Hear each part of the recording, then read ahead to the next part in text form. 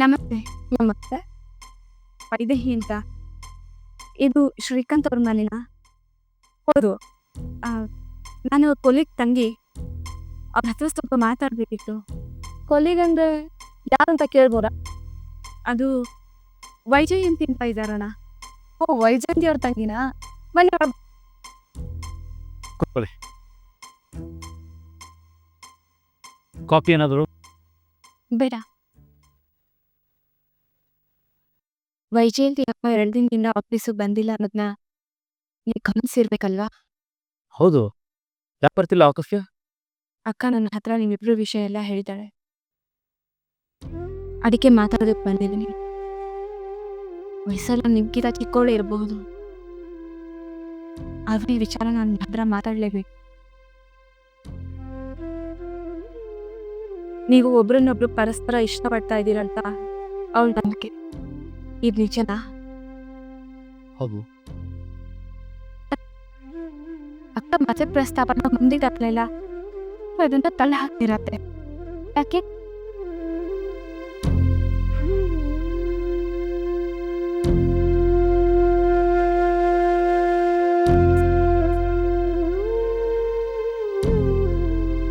ಇದನ್ನು ಅವಳು ಕೇಳಿದ್ದೀನಿ, ನಿಮ್ಗೆ ಕೇಳ್ತಾರೆ. ದಯವಿಟ್ಟು ಆ ವಿಷಯ ಏನಂತ ಕೇಳಬೇಡಿ. ಯಾಕೆ ಮತ್ತೆ ಪ್ರಸ್ತಾಪನ ಮುಂದೆ ಹಾಕ್ತೀರ ಅಂತ ಸರಿಯಾದ ಕಾರಣ ಹೇಳ್ದೆ ಇದ್ರೆ ಅಕ್ಕ ಆತ್ಮಹತ್ಯೆ ಮಾಡ್ಕೋತಾಳತ್ತೆ. ವಾಟ್? ನಿಜ.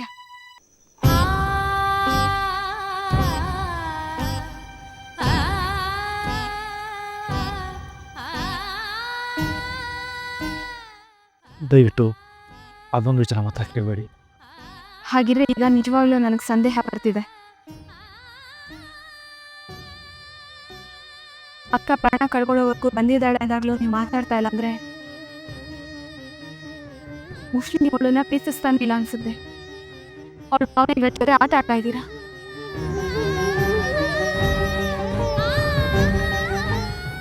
ಏನೋ ವಿಷಯನ ಮುಚ್ಚಿಡ್ತಾ ಇದ್ದೀರಾ. ನೀವು ಹೀಗೆ ಮಾಡಿದ್ರೆ ನಮ್ಗೆ ಏನ್ ಧೈರ್ಯ ಇರುತ್ತೆ ಹೇಳಿ? ವಿಷಯ ಏನು ಅಂತ ನೀವು ಹೇಳಿದೆ, ನಿಮ್ಮ ತಾಯಿ ತಂಗಿ ಜೊತೆ ಮಾತಾಡಿ ವಿಷಯ ಏನು ಅಂತ ತಿಳ್ಕೊತೀನಿ. ದಯವಿಟ್ಟು ಬೇಡಿ, ಒಂದು ನಿಮಿಷ ಇರಿ.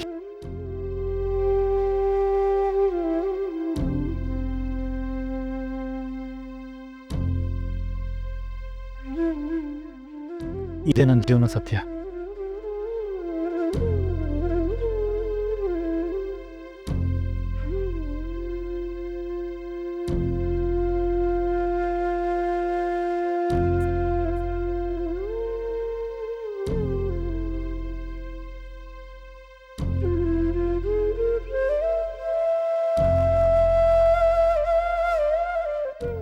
ಆ ಫೋಟೋದಲ್ಲಿರೋ ಹಾಗೇನೆ ಅರ್ಧ ಸತ್ಯ. ನನಗೆ ಮದುವೆ ಆಗಿದೆ.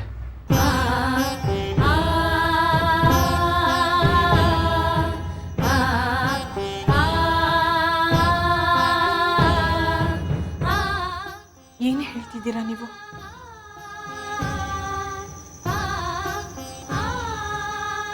ಹೌದು, ನನಗೆ ಮದುವೆ ಆಗಿದೆ. ಇದೇ ನನ್ನ ಜೀವನದ ಅರ್ಧ ಸತ್ಯ. Black past. ಆದರೆ ನಾನು ನನ್ನ ಹೆಂಡತಿ ಒಟ್ಟಿಗಿಲ್ಲ.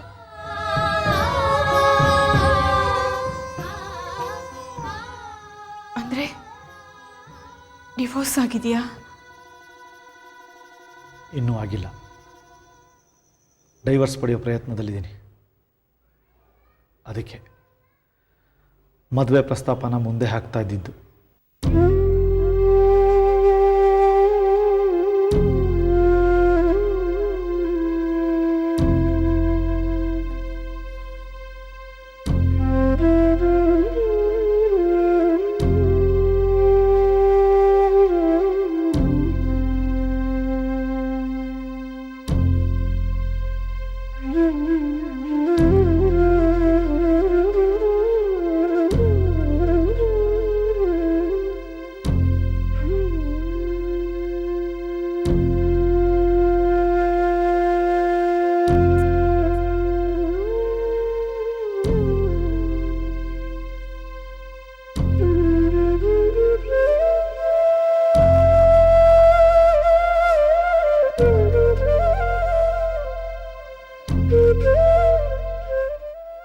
ವೈದೇಹಿ,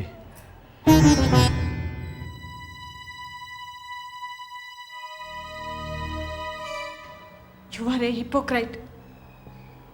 ಮದುವೆ ಆಗಿದೆ ಅಂದಮೇಲೆ ಅಕ್ಕನ ಭಾವನೆಗಳ ಜೊತೆ ಯಾಕೆ ಆಟ ಆಡಿದ್ರಿ?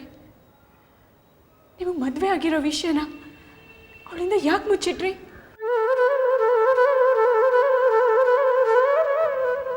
ಅವಳ ನಂಬಿಕೆಗೆ ದ್ರೋಹ ಯಾಕೆ ಬಗದ್ರಿ? ಅಕ್ಕನಂತವಳಿಗೆ ಸುಳ್ಳು ಹೇಳೋದಕ್ಕೆ ನಿಮಗೆ ಮನಸ್ಸಾದ್ರೂ ಹೇಗೆ ಬಂತು? ಮನುಷ್ಯತ್ವ ಬೇಡವಾ? ಅಕ್ಕ ಪಾಪ ನಿಮ್ಮನ್ನ ನಂಬ್ಕೊಂಡು ಒದ್ದಾಡ್ತಾ ಇದ್ದಾಳೆ, ನೀವು ನೋಡಿದ್ರೆ ಹೀಗೆ.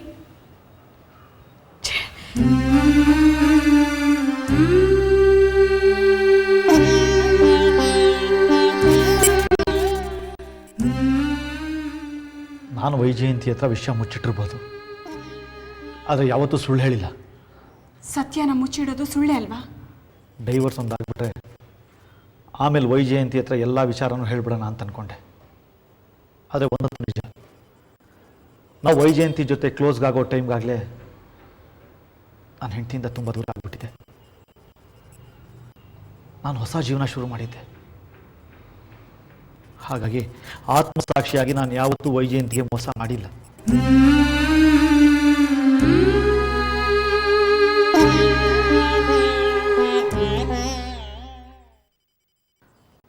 ನಾನು ಈ ಊರಲ್ಲಿ ಹೊಸ ಕೆಲಸ ಸೇರ್ಕೊಳ್ಳೋಕೆ ಮುಂಚೆ ಬಾಂಬೆಲಿದ್ದೆ. ನಮ್ಮ ಮನೆಯವರೆಲ್ಲ ಅಲ್ಲೇ ಸೆಟ್ಲ್ ಆಗಿದ್ವಿ. ಮನೆಯವರೆಲ್ಲ ನೋಡಿ ನನಗೆ ಮದುವೆ ಮಾಡಿಸಿದ್ರು.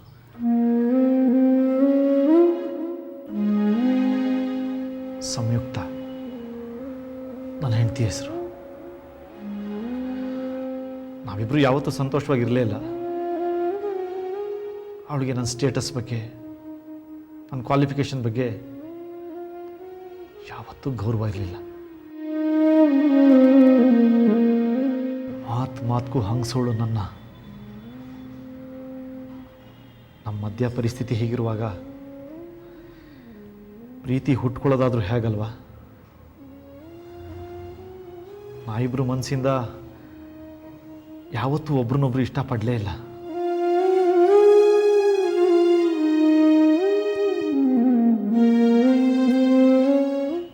ಸಂಯುಕ್ತ ತುಂಬ ಗ್ರೇಡಿ.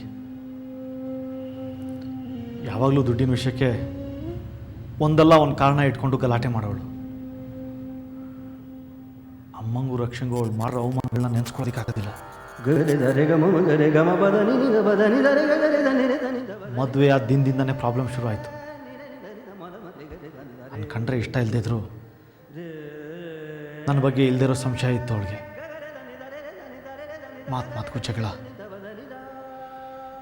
ಜೀವನ ನರಕ ಅನ್ನಿಸ್ತು. ಪ್ರೀತಿ ಇರಬೇಕಾದ ಕಡೆ ದ್ವೇಷ ಉಳ್ಕೊಳ್ತು. ಇದೆಲ್ಲ ಆದಾಗ ನಾನು ಬಾಂಬೆಲೇ ಇದ್ದೆ. ಇನ್ನು ಹೀಗೆ ಮುಂದುವರೆದ್ರೆ ಜೀವನಕ್ಕೆ ಅರ್ಥ ಇಲ್ಲ ಅನ್ನಿಸ್ತು. ಡೈವರ್ಸ್ ಪ್ರಸ್ತಾಪ ಮಾಡಿದೆ. ಕನ್ಸರ್ನ್ ಡೈವರ್ಸ್ಗೆ ಒಪ್ಕೊಂಡ್ಳು. ಈ ರೀತಿ ಇರೋದಕ್ಕಿಂತ ಬೇರೆ ಆಗೋರೆ ವಾಸಿ ಅಂತ ಅವ್ರ ಅಮ್ಮನ ಮನೆಗೆ ಹೊಟ್ಟರು. ನಾನು ಕನ್ಸರ್ನ್ ಡೈವರ್ಸ್ ಪೇಪರ್ ರೆಡಿ ಮಾಡ್ಕೊಂಡು ಅವಳ ಹತ್ರ ಹೋದಾಗ ವಿಚಿತ್ರವಾಗಿ ಮಾತಾಡೋಕ್ಕೆ ಶುರು ಮಾಡಿದ್ಲು. ನನ್ನಿಂದ ಹೇಗೆ ಬಗೆಹರಿಸುತ್ತೆ ನಾನು ನೋಡ್ತೀನಿ, ನಾನು ಡೈವರ್ಸ್ ಕೊಡೋದಿಲ್ಲ, ಕೇಸ್ ಫೈಟ್ ಮಾಡ್ತೀನಿ ಅಂತ ಹೇಳಿದ್ರು. ನನ್ನ ಜೀವನದ ಅತ್ಯಂತ ಕರಾಳ ದಿನಗಳು. ಅವಳು ಬಿಟ್ಟೋದ್ಮೇಲೆ ಹೊಸದಾಗಿ ಜೀವನ ಶುರು ಮಾಡಬೇಕು ಅಂತ ನಿರ್ಧಾರ ತಗೊಂಡೆ. ಅದೇ ಸಮಯಕ್ಕೆ ವೈಜಯಂತಿ ಕೆಲಸ ಮಾಡ್ತಿದ್ದ ಕಂಪ್ನಿಯವರು ನನಗೆ ಒಳ್ಳೆ ಆಫರ್ ಕೊಟ್ಟರು. ಇದೇ ಊರಿಗೆ ಶಿಫ್ಟ್ ಆದೆ. ಹಳೇದನ್ನೆಲ್ಲ ಮರೆತು ಮತ್ತೆ ಹೊಸ ಜೀವನ ಶುರು ಮಾಡಿದೆ. ಆಗಲೇ ವೈಜಯಂತಿ ಯಾವುದೋ ಇನ್ಸಿಡೆಂಟಲ್ಲಿ ನನಗೆ ಕ್ಲೋಸ್ ಆಗಿತ್ತು. ಒಬ್ರನ್ನೊಬ್ರು ಇಷ್ಟಪಟ್ವಿ. ನನ್ನೆಲ್ಲ ಪ್ರಾಬ್ಲಮ್ಗಳು ಬೇಗನೆ ಸಾಲ್ವ್ ಆಗುತ್ತೆ ಅಂದ್ಕೊಂಡೆ. ಆದರೆ ಸದ್ಯಕ್ಕೆ ಎಲ್ಲ ದಾರಿಗಳು ಮುಚ್ಚೋಗಿವೆ. ಅಲ್ಲ, ಇದನ್ನೆಲ್ಲ ಅಕ್ಕನ ಹತ್ರ ಹೇಳ್ಬೋದಿತ್ತಲ್ಲ, ಅವಳು ಅರ್ಥ ಮಾಡ್ಕೊಳ್ಳೋದಿಲ್ವಾ? ನನಗೆ ಗೊತ್ತಿಲ್ಲದೆ ವೈಜಯಂತಿನ ತುಂಬ ಇಷ್ಟಪಡೋಕ್ಕೆ ಶುರು ಮಾಡಿಬಿಟ್ಟಿದ್ದೆ. ಸುಮಾರು ಸತಿ ಅವಳಿಗಿರೋ ಸತ್ಯನ ಹೇಳಿಬಿಡ್ಬೇಕು ಅಂತ ನಿರ್ಧಾರ ಮಾಡ್ಕೊಂಡು ಅವಳ ಹತ್ರ ಹೋಗ್ತಾಯಿದ್ದೆ. ಆದರೆ ಸುಮ್ಮನಾಗ್ಬಿಡ್ತಾಯಿದ್ದೆ. ಯಾಕೆ ಸುಮ್ಮನೆ ಆಗ್ತಿದ್ರಿ?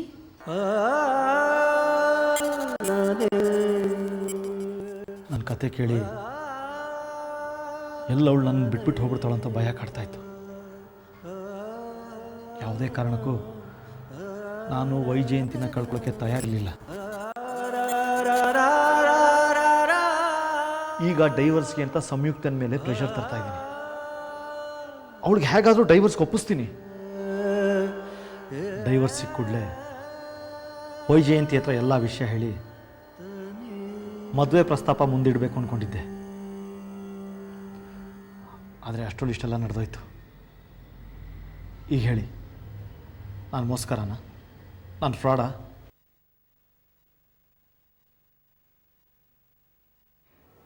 ನಿಮ್ಮ ಜಾಗದಲ್ಲಿ ನಿಂತು ನೋಡಿದ್ರೆ ನೀವು ಮಾಡಿದ ಸರಿ ಅಂತ ಅನ್ನಿಸ್ಬೋದು, ನನಗೆ ಅರ್ಥ ಆಗುತ್ತೆ. ಆದರೆ ಅಕ್ಕನ ದೃಷ್ಟಿಯಿಂದ ನೋಡಿದ್ರೆ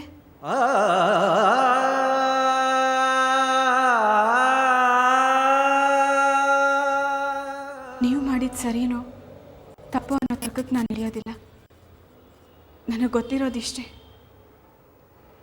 ಅಕ್ಕ ಪಾಪ ತುಂಬ ಒದ್ದಾಡ್ತಾ ಇದ್ದಾಳೆ. ಅವಳಿನ್ನೂ ಕತ್ಲಲ್ಲಿ ನೀರು ಕುಡ್ದು ಅವಳಿಗೆ ವಿಷಯ ಗೊತ್ತಾಗಬೇಕು. ಅವಳಿಗೆ ಅವಳ ಪ್ರಶ್ನೆಗಳಿಗೆ ಉತ್ತರ ಸಿಗಬೇಕು. ನನ್ನ ಮಾತು ಕೇಳಿ, ನೀವು ಅಕ್ಕನ ಮೀಟ್ ಮಾಡಿ ಅವಳಿಗೆಲ್ಲ ವಿಷಯನೂ ಹೇಳಿ. ಅವಳು ಖಂಡಿತ ಅರ್ಥ ಮಾಡ್ಕೋತಾಳೆ.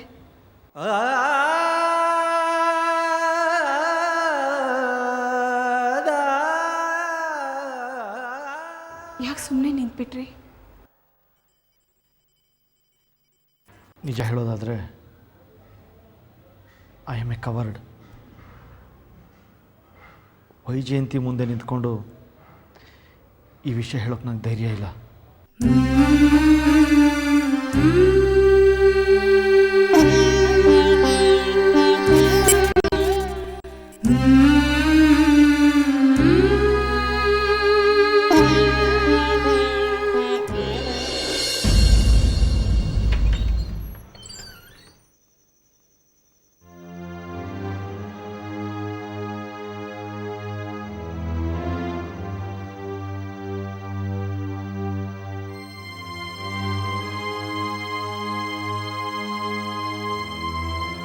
ನೀನು ಊಟ ಮಾಡಲಿಲ್ವಂತೆ?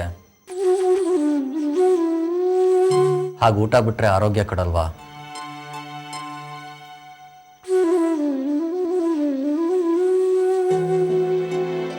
ಕೋಪದಲ್ಲಿ ನನಗೆ ಒಂದೆರಡು ಮಾತಾಡೋದಕ್ಕೂ ಹಕ್ಕಿಲ್ವಾ?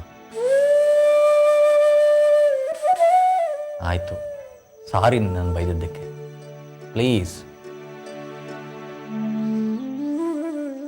ನನ್ನ ಒಡವೆಗೆ ಸಾಲ ಮಾಡಿ ಅನ್ನ, ನನ್ನ ಶೋಕಿಗೆ ಸಾಲ ಮಾಡಿ ಅನ್ನ.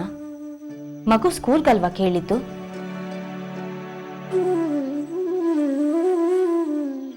ಯಮುನಾ, ನಾನೊಂದು ಮಾತು ಹೇಳಲ್ಲ?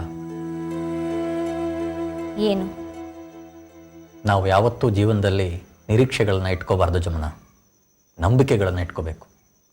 ನಿರೀಕ್ಷೆಗಳನ್ನು ಹೆಚ್ಚಿಟ್ಕೊಂಡಷ್ಟು ನಿರಾಸೆ ಹೆಚ್ಚು. ಅಲ್ಲ, ನಮ್ಮ ಮಗು ಫ್ಯೂಚರ್ಗಿಂತ ಬೇರೆ ಯಾವ್ದು ಇಂಪಾರ್ಟೆಂಟ್ ಆಗುತ್ತೆ ನಮಗೆ?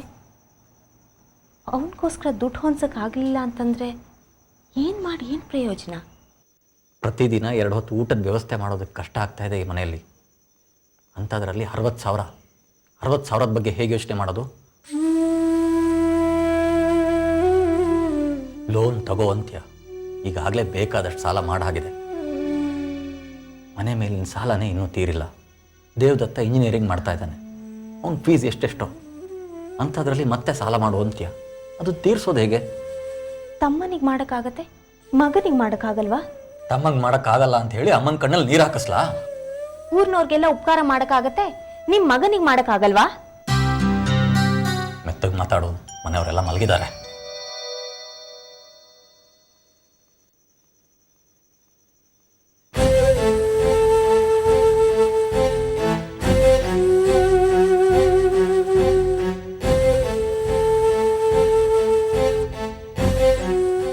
ನೋಡು, ನಾನೊಬ್ಬ ಬಡ ಮೇಷ್ಟ್ರು.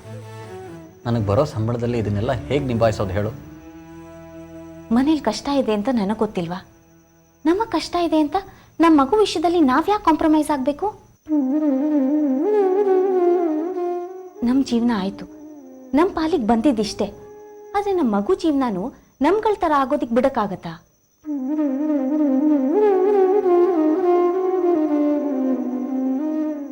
ಆಯಿತು, ನೀನು ಹೇಳೋದನ್ನು ನಾನು ಒಪ್ಕೋತೀನಿ.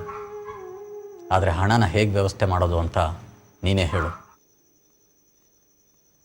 ಅಲ್ಲ, ಈ ಮನೆ ನಿಮ್ಮ ಹೆಸರಲ್ಲೇ ಇದೆ ಅಲ್ವಾ? ಈ ಮನೆ ಪತ್ರನ ಅಡ ಇಟ್ರೆ? ನೋಡು, ಇನ್ನೂ ಈ ಮನೆ ಕಟ್ಟಿರೋ ಲೋನೇ ತೀರಿಸಿಲ್ಲ. ಈ ಮನೇನ ಗ್ಯಾರಂಟಿ ಇಟ್ಟು ದೇವದತ್ತನ ಎಡ್ಯುಕೇಷನ್ ಲೋನ್ ತೊಗೊಂಡಾಗಿದೆ. ಮತ್ತೆ ಈ ಮನೆ ಮೇಲೆ ಲೋನ್ ಕೊಡ್ತಾರಾ? ನನ್ನ ಒಡವೆನೆಲ್ಲ ಮಾರ್ಬಿಟ್ರೆ? ಹುಚ್ಚುಚ್ಚಾಗಿ ಮಾತಾಡಬೇಡ. ಏನು ಮಹಾ ಒಡವೆ ಇರೋದು ನಿನ್ನ ಹತ್ರ? ಇರೋದು ನೋಡಿದ್ರೆ 2 ಚಿನ್ನದ ಬಳೆ. ಅದನ್ನು ಮಾರಿದ್ರೆ ಏನು ಸಿಗತ್ತೆ ಮಹಾ? 60,000 ಸಿಗುತ್ತಾ ಆ ಬಳೆ ಮಾರಿದ್ರೆ? ಏನು ನಿನ್ನ ಮೈ ತುಂಬ ಒಡವೆ ಹಾಕಿ ಕಳಿಸಿದಾರೆ ನೋಡು ನಿಮ್ಮ ತವ್ರ ಮನೆಯವರು. ನನ್ನ ತವ್ರ ಮನೆಯವ್ರನ್ನ ಅನ್ನಕ್ಕೆ ಬರಬೇಡಿ. ಅಪ್ಪ ಸತ್ತ ಮೇಲೆ ಅಣ್ಣ ಅಷ್ಟು ಮಾಡಿದ್ದೇ ಹೆಚ್ಚು. ನನ್ನ ತವ್ರ ಮನೆ ವಿಚಾರಕ್ಕೆ ಬಂದರೆ ನನಗೆ ರೇಗತ್ತೆ. ನನಗೂ ರೇಗತ್ತೆ. ನೀನು ಮೈ ತುಂಬ ಒಡವೆ ಹಾಕೊಂಡು ಬಂದವಳ ಥರ ಮಾತಾಡಿದ್ರೆ. ಮೆತ್ತಿಗೆ ಮಾತಾಡ್ರಿ, ಮನೆಯವರೆಲ್ಲರೂ ಮಲಗಿದ್ದಾರೆ.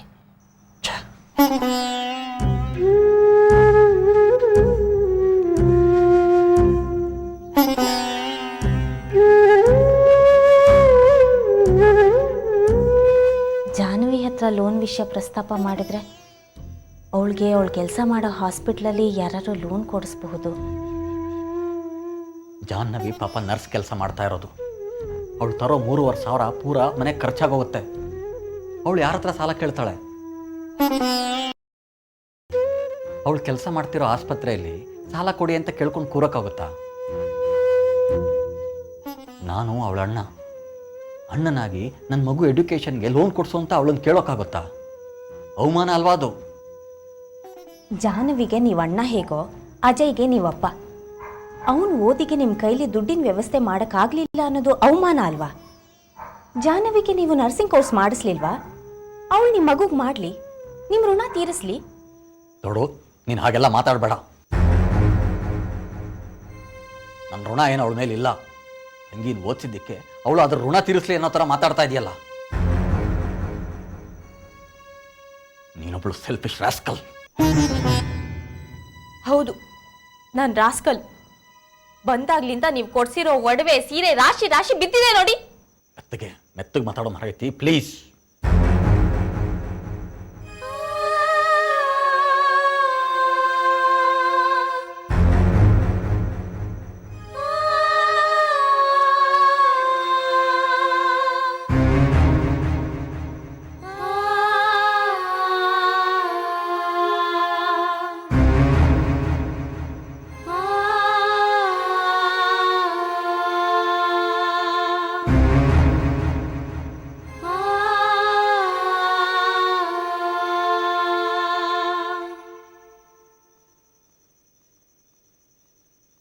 ನೋಡು, ನಮ್ಮ ಪರಿಸ್ಥಿತಿಗೆ ತಕ್ಕ ಹಾಗೆ ನಾವು ಯೋಚನೆ ಮಾಡಬೇಕಲ್ವಾ?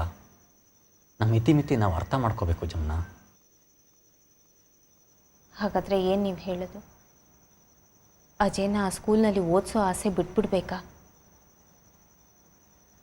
ಇದೊಂದೇ ಆಸೆ ನನಗಿದ್ದಿದ್ದು. ಇದು ಈಡೇರಲಿಲ್ಲ ಅಂದರೆ ಅವನು ನಮ್ಮ ಹಾಗೆ ಕಷ್ಟದಲ್ಲಿ ಒದ್ದಾಡಬೇಕಾ? ಅದರಲ್ಲೇ ಅವನ ಜೀವನನೂ ಕಳೆದು ಹೋಗಬೇಕಾ? ನಿನ್ನ ಮನಸ್ಸಿನ ಗೊಂದಲ ನನಗೆ ಅರ್ಥ ಆಗುತ್ತೆ. ಆದರೆ ಕೆಲವು ಪರಿಸ್ಥಿತಿಗಳು ನಮ್ಮ ಕೈ ಮೀರಿದ್ದಲ್ವಾ, ಅವನ್ನ ಹಾಗೆ ಎದುರಿಸ್ಬೇಕಲ್ವಾ?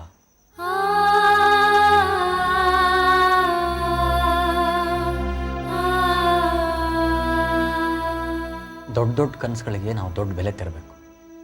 ಅಷ್ಟು ಬೆಲೆ ತೆರೋ ಯೋಗ್ಯತೆ ನಮಗಿದೆಯೋ ಇಲ್ವೋ ಅಂತ ನಾವು ಯೋಚನೆ ಮಾಡಬೇಕಲ್ವಾ? ದೊಡ್ಡ ಸ್ಕೂಲ್ನಲ್ಲಿ ಓದ್ದವ್ನು ಮಾತ್ರ ದೊಡ್ಡ ಮನುಷ್ಯ ಆಗ್ತಾನೆ ಅನ್ನೋದು ತಪ್ಪು. ಅವನ ಹಣೆಯಲ್ಲಿ ಒಳ್ಳೆ ಭವಿಷ್ಯ ಬರೆದಿದ್ರೆ ಅದೊಂದು ಪಾಲಕ್ಕೆ ಬರುತ್ತೆ ಬಿಡು. ನೋಡು, 20-30 ಸಾವಿರ ಆದರೆ ನಾನು ಯಾರಾದರೂ ಸ್ನೇಹಿತರ ಹತ್ರ ಸಾಲ ಮಾಡ್ತೀನಿ. 60,000 ಎಲ್ಲ ನನ್ನ ಕೈಲಿ ಆಗಲ್ಲ.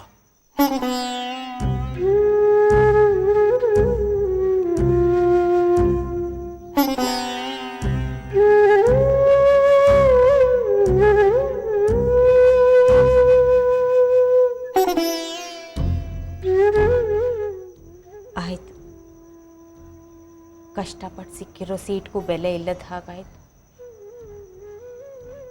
ನಮ್ಮನೆ ಮಗುವಾಗಿ ಹುಟ್ಟಿದ್ದಕ್ಕೆ ಪಾಪ ಅಜಯ್ ಶಿಕ್ಷೆ ಅನುಭವಿಸೋ ಹಾಗಾಯ್ತು. ನೆನೆಸ್ಕೊಂಡ್ರೆ ಸಂಕಟ ಆಗತ್ತೆ.